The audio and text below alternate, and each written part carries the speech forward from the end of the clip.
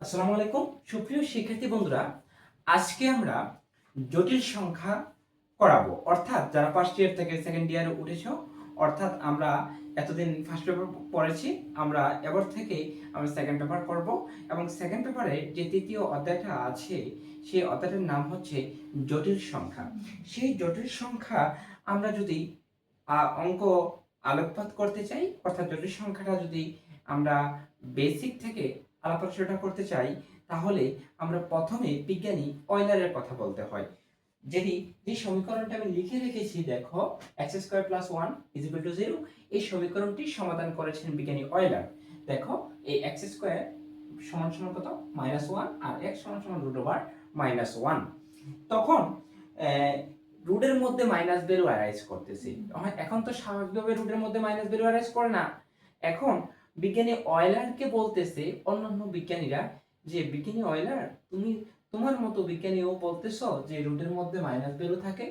তিনি বিজ্ঞানী অয়লার বলতেছে যে হ্যাঁ, রুটের মধ্যেও মাইনাস ভ্যালু থাকতে পারে। থাকলে সমস্যা কি? বলছে যে রুটের মধ্যে যে সমস্ত মানগুলো রুটের মধ্যে মাইনাস থাকবে তাদেরকে বলা হবে ইমাজিনারি নাম্বার। কি নাম্বার? Imaginary number.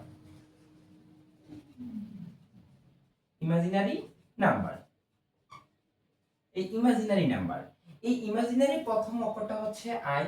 এই আই এর মান হচ্ছে রুট ওভার মাইনাস ওয়ান। এই কথাটা কে বলেছিল? বিজ্ঞানী অয়লার বলছে যে রুটের মধ্যে যদি মাইনাস থাকে তাকে বলা হয় ইমাজিনারি নাম্বার। এর ইমাজিনারি প্রথম অক্ষরটা হচ্ছে আই, আর আই এর মান হচ্ছে রুট ওভার মাইনাস ওয়ান।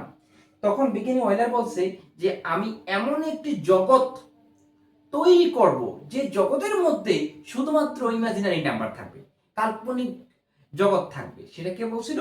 যে বিজ্ঞানী অয়লার। তারপর বিভিন্ন বিজ্ঞানীরা এটার বিস্তারিত ব্যাখ্যা দিয়েছিলেন। ঠিক আছে, যদি প্রথমে আমরা এটার কথা বলতে হয় তাহলে আমরা বিজ্ঞানী অয়লারের কথা কিন্তু বলতে হয়। এবার আসো, আমরা এই জিনিসটা দেখলাম যে আই এর মান রুট ওভার মাইনাস ওয়ান।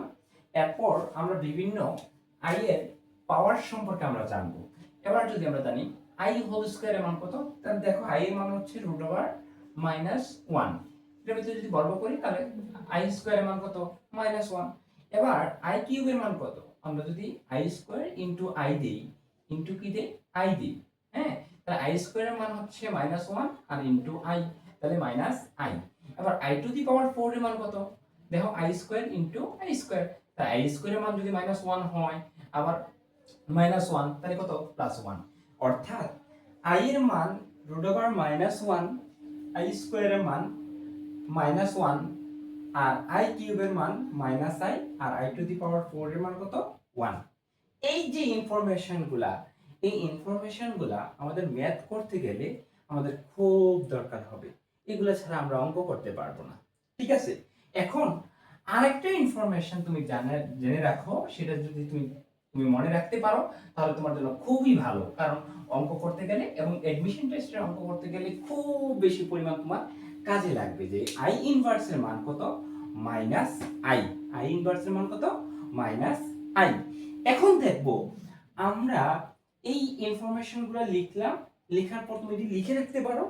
এখন আমরা বিভিন্ন ধরনের আই এর পাওয়ার যদি থাকে, তাহলে আই এর পাওয়ারের মানগুলো আমরা কিভাবে বের করব, আমরা সেই টেকনিক নিয়ে কথা বলবো। এই বেসিক জিনিসটা তুমি লিখে রাখতে পারো খাতার মধ্যে, এবং এটি খুবই গুরুত্বপূর্ণ।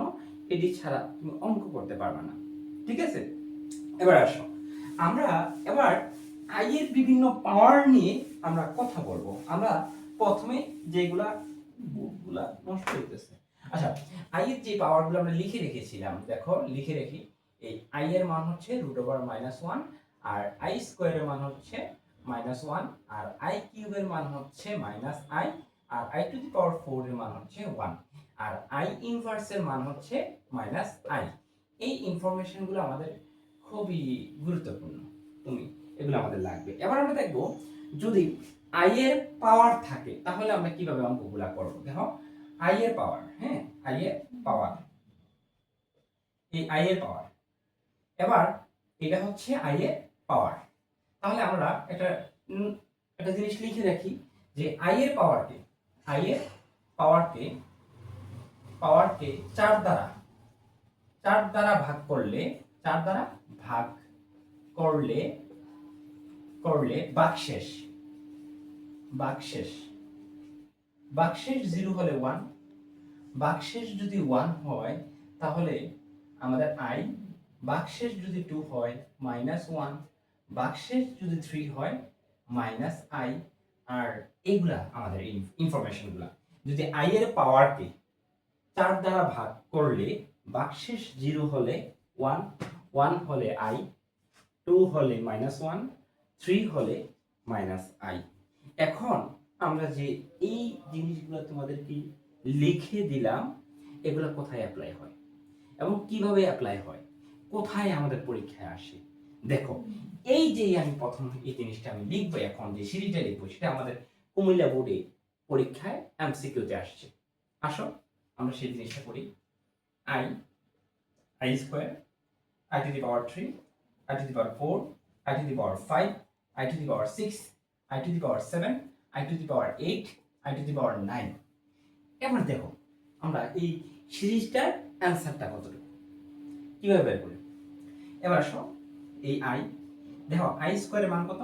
-1, i কিউব এর মান কত? -i, i to the power 4 এর মান কত? 1। এবার দেখো 4 দ্বারা ভাগ করো, 5 কে 4 দ্বারা ভাগ করো, ভাগশেষ কত? এই দেখো এই 5 কে 4 দ্বারা ভাগ করো, 4 একে 4, ভাগশেষ কত? 1। ভাগশেষ যদি 1 হয় তাহলে তার आंसर কত? i, এই i। এবার দেখো 6 কে 4 দ্বারা ভাগ করো, যদি 6 4 দ্বারা ভাগ করি আমরা, কি থাকে? ভাগশেষ কত থাকে? 2 থাকে না? 2 থাকে না? ভাগশেষ যদি 2 থাকে তাহলে आंसर কত? -1। দেখো -1। এবার 4 দ্বারা ভাগ করো, 4 দ্বারা 7 এর ভাগ করলে ভাগশেষ কত থাকে? 3, 3 থাকলে কত? -i। এবার 4 দ্বারা ভাগ করলে ভাগশেষ কত? নিঃশেষে অথবা ভাগশেষ 4 এর না, ভাগশেষ 0 হলে কত? 1। এবার দেখো 4 দ্বারা ভাগ করো, ভাগশেষ কত? 1, 1 হলে কত? i। দেখো 9 এর 4 দ্বারা ভাগ করো, 4 একে 4, 4 দোকানে 8, ভাগশেষ কত? 1, 1 হলে কত? i। এবার দেখো এই i কাটা, এই মাইনাস এই প্লাস কাটা, এই মাইনাস i এটা কাটা। এবার দেখো তো কি থাকতেছে আমাদের? 2i, এই একটা, এই একটা, দুইটা, আর মাইনাসের 1, এটা 2i আমাদের -1, এই একটা প্রবলেম। এবার দেখো ঢাকা বিশ্ববিদ্যালয়ে একটা কোশ্চেন আসছে, এই ধরনের কোশ্চেন। তুমি দেখো দেখো আমি তোমাদেরকে দেখাচ্ছি।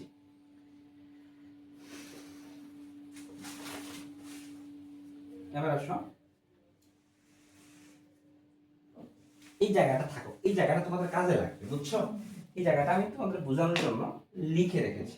এবার দেখো এই ঢাকা ইউনিভার্সিটিতে এইরকম ম্যাথটা ছিল একটা ম্যাথ। দেখো তোমরা i ইনভার্স আর i মাইনাসের 2i, ঠিক আছে? মাইনাসের 2i এরকম ছিল। আচ্ছা দেখো তো তোমরা এই i, ভাইয়া i ইনভার্সের মানটা কত?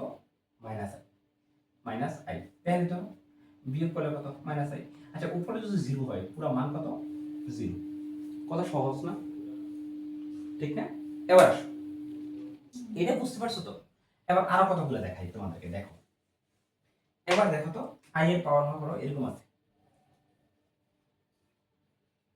তাহলে এত বড় সংখ্যাটাকে কি আমরা কি, আচ্ছা দাও আরো আরো কিছু দিই।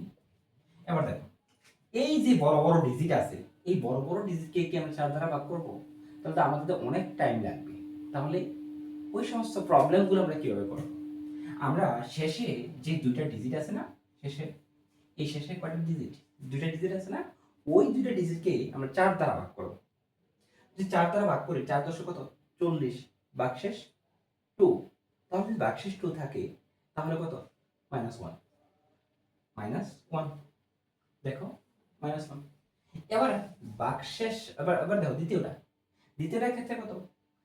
লাস্টে কয়টা ডিজিট? দুইটা ডিজিটকে 4 দ্বারা ভাগ করো, 4, 4 দোকানে কত? 8, ভাগশেষ 1, 1 হলে কত? 1 হলে i, a প্লাস i। এটা হচ্ছে আমাদের आंसर। বুঝতে পারছো? একদম ইজি না? একদম ইজি, একদম ইজি। বুঝতে পারছো? এই যে জিনিসটি তোমাদেরকে দেখিয়েছি, অসংখ্য ম্যাথ আছে, তুমি অ্যাপ্লাই করতে পারো। অসংখ্য ম্যাথ আছে, অসংখ্য ম্যাথ। আচ্ছা আমি আরো কিছু উদাহরণ দিই, তাহলে তোমরা আরো বুঝতে পারবা। এবার আসো, আমি যদি দেখো এই I minus I plus I minus I inverse I. তুমি দেখো তো ভাইয়া, আই আই ইনভার্সের মান কত? মাইনাস আই এই আই ইনভার্সের মান কত? Minus I. এবার দেখো তো আই মাইনাস 2i আর কত? I plus I. তাহলে কি থাকতেছে ভাইয়া? মাইনাসের আই আর 2i। দেখো এই আই বিনিশ, তাহলে মাইনাস হাফ। এটাও ঢাকা ইউনিভার্সিটিতে আমাদের আসছে, কোনো সহজ না ম্যাথগুলা, ঠিক আছে।